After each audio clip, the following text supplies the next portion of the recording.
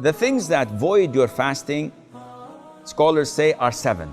So memorize them, and then you don't have to worry about anything else, because now you know that these 7 nullifies your fasting, nullify your fasting, so anything else does not. First of all, eating and drinking.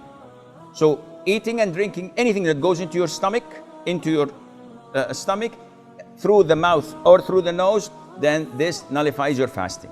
Even if you swallow a stone, it nullifies your fasting. Secondly, whatever takes the role of food and drink, such as the IV, if you have glucose, for example, that you can live for 3-4 days without eating and drinking, just because of this IV is going into your veins. So this nullifies your fasting. And this means that if I take antibiotics, if I take Voltaren shots, if I take insulin, if I take penicillin, anything that does not nourish me, that does not take the role of eating and drinking, this doesn't nullify your fasting. So if someone says, if I have to take vaccines, does it affect my fasting? No, it doesn't. I have to extract a tooth, and the doctor gives me or anesthesia. Does it affect my fasting? The answer is no. Thirdly, vomiting intentionally. I ate too much, I have something going on, I don't like it, I put my finger or smell something and I vomit intentionally, this voids my fasting. If I ate too much and I feel disturbed and all of a sudden, without me helping it, I'm throwing up, I'm vomiting, this is unintentional, it doesn't affect your fasting.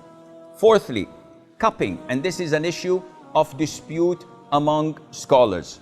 So the most authentic opinion, it's safer not to cup while fasting. Cupping is having scratches and slashes on the back of your neck or on your shoulders, and then extracting the rotten blood. And it's a form of healing and medication. It is good, the Prophet encouraged it, alayhi salam. But during fasting, refrain from it because it's an issue of dispute.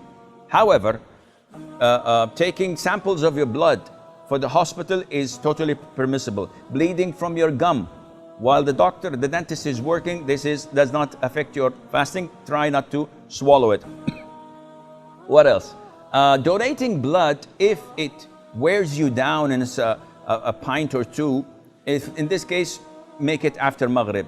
And if you don't have the possibility to make it after Maghrib, then do it and make up for that day. Fifthly, ejaculation. Any person ejaculating while he's awake, of course, because this is different than nocturnal emission. What you suffer or what you have of what they call wet dreams, when you ejaculate while sleeping, this doesn't affect your fasting at all. But if you do it intentionally while awake, by looking at something or thinking or masturbating, this nullifies your fasting. Sixth is intercourse, and this is the highest of all. And we spoke about the expiation in the beginning. Seventh is the blood of menses or postnatal bleeding.